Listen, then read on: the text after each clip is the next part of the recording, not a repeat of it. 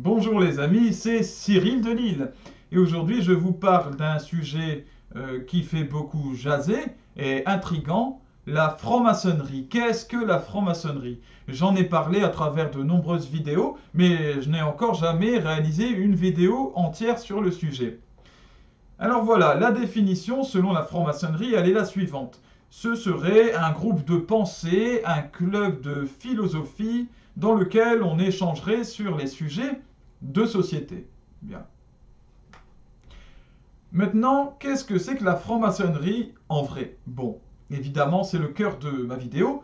Et pour ce que je vais dire là maintenant et tout ce que je vais dire jusqu'à la fin de ma vidéo, je me base sur tout ce que j'ai pu lire de sérieux sur la franc-maçonnerie depuis à peu près 2015. Tous les témoignages que j'ai pu soit lire, soit écouter dans le cas où ce sont des vidéos sur Internet. Et puis aussi par mon bon sens, par ma compréhension, qui m'a mené à discerner le pourquoi. Pourquoi est-ce qu'on pouvait être franc-maçon et croire sincèrement à tout ça? Bien.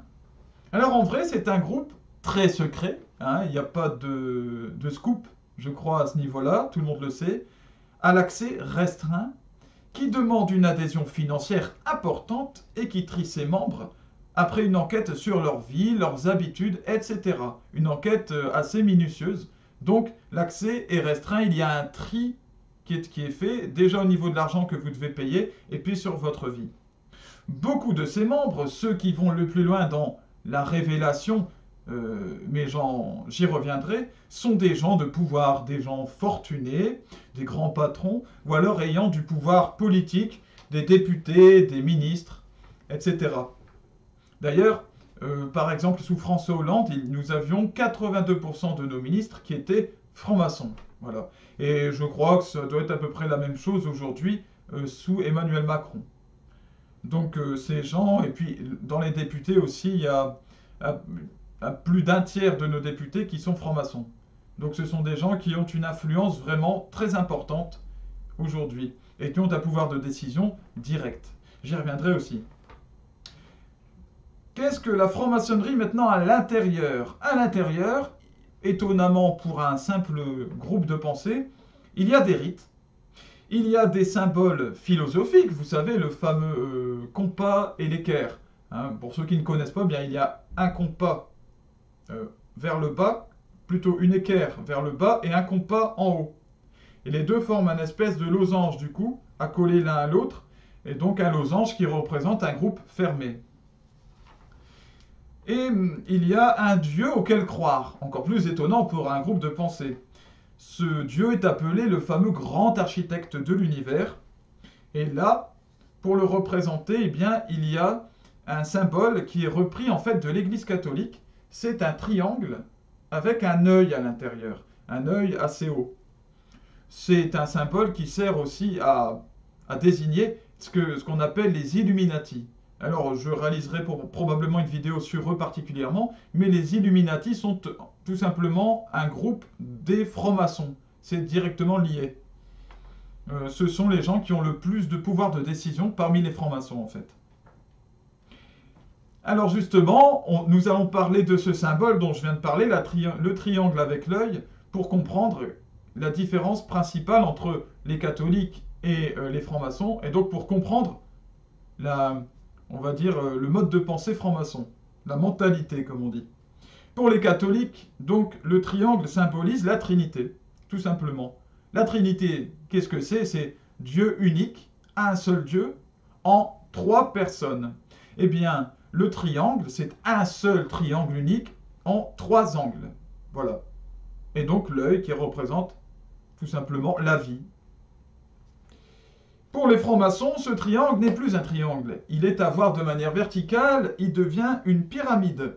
Une pyramide, symbole de l'élévation sociale, politique, intellectuelle qu'il faut réussir pour se réaliser pleinement, selon eux. Tout en haut de la pyramide, là où il y a l'œil, il y a ceux qui ont réussi, qui ont donc atteint la révélation divine par leur élévation.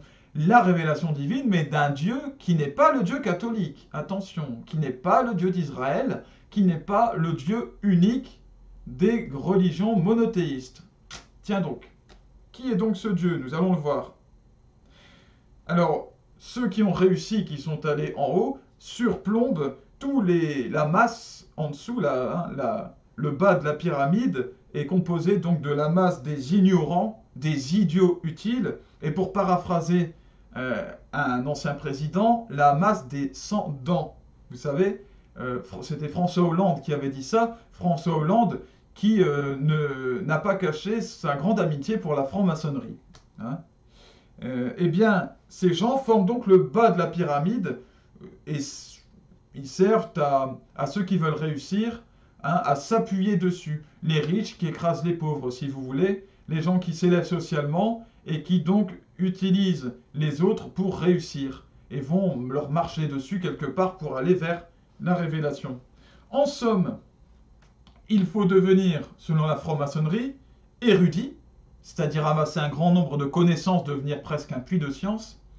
Il faut devenir riche et puissant pour être quelqu'un d'accompli.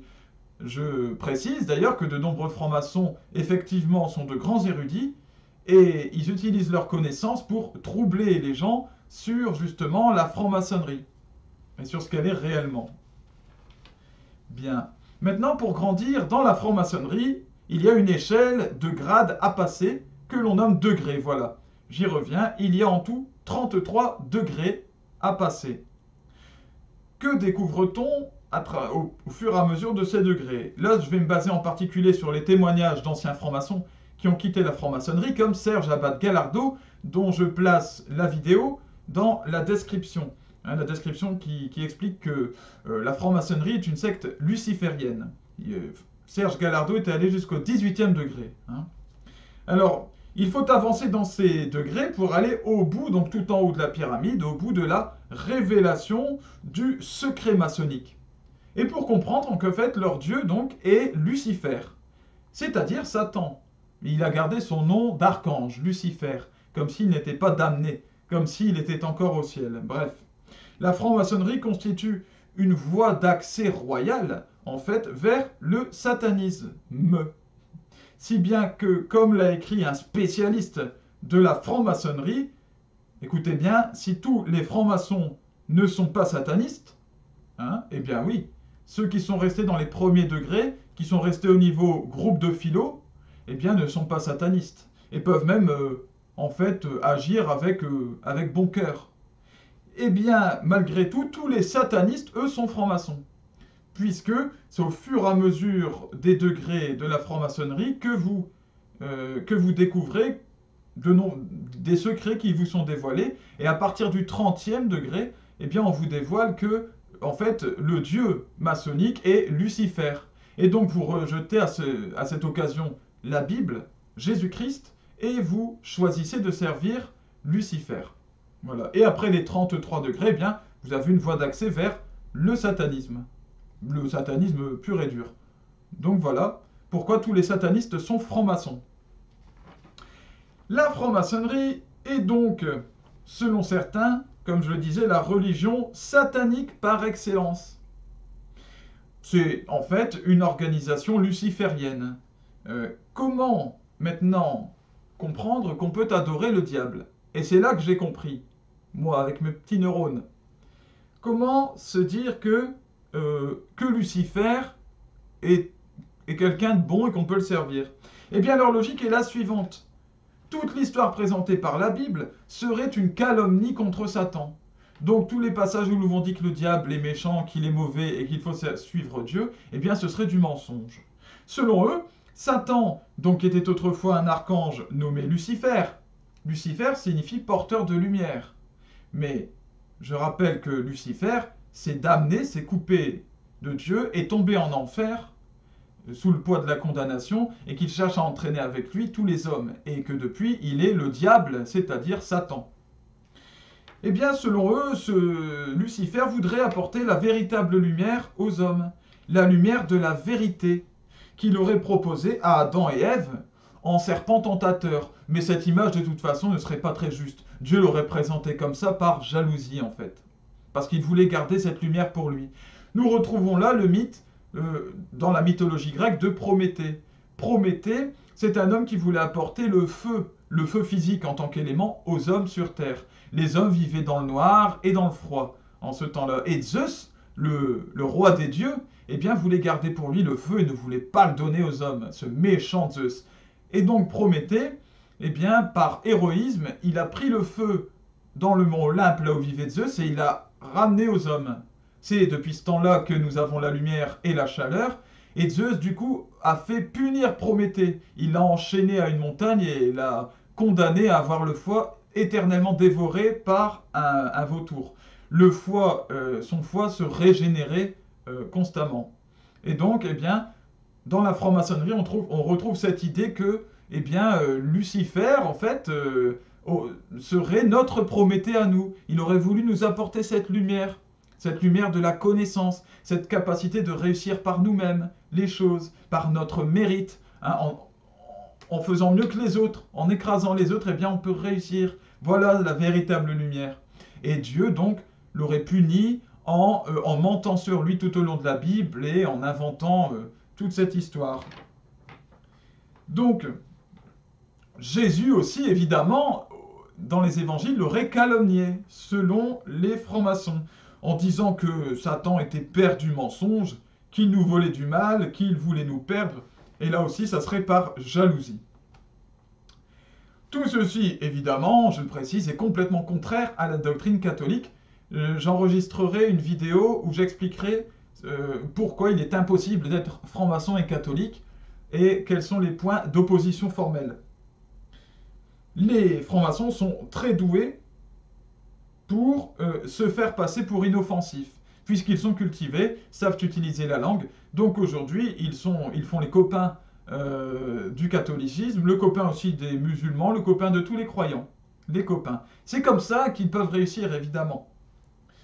Les francs-maçons sont à l'origine de la Révolution française, de la République qui a mis fin à la monarchie catholique en France, et de toutes les lois qui détruisent la famille et que nous avons depuis quelque temps. Alors, ça a commencé par la loi de laïcité, mais maintenant nous avons le mariage pour tous, la PMA, la GPA, l'avortement, et puis l'euthanasie qui est en travail dans les loges, on appelle ça les loges maçonniques. Voilà, toutes ces lois, on cherche à pouvoir les mettre en place. Et l'un des buts principaux de la franc-maçonnerie, c'est la légalisation de la pédophilie. Voilà, d'où le fait qu'il y a de nombreux réseaux pédophiles qui sont couverts par la franc-maçonnerie, ou en tout cas qui sont en lien direct avec la franc-maçonnerie, d'où le fait qu'on retrouve dans des réseaux pédophiles pas mal d'hommes politiques, ceux qui sont alliés à la franc-maçonnerie de manière générale, même si, encore une fois, tous les pédophiles ne sont pas francs-maçons, bien sûr. Bien, il y en a même dans l'Église catholique. Bon, donc cela est clair. Mais les réseaux pédophiles, ceux-là sont en lien avec la franc-maçonnerie. Je continuerai donc dans une autre vidéo où je parlerai du lien entre franc-maçonnerie et catholicisme, ou plutôt des différences. À bientôt les amis et que Dieu vous bénisse.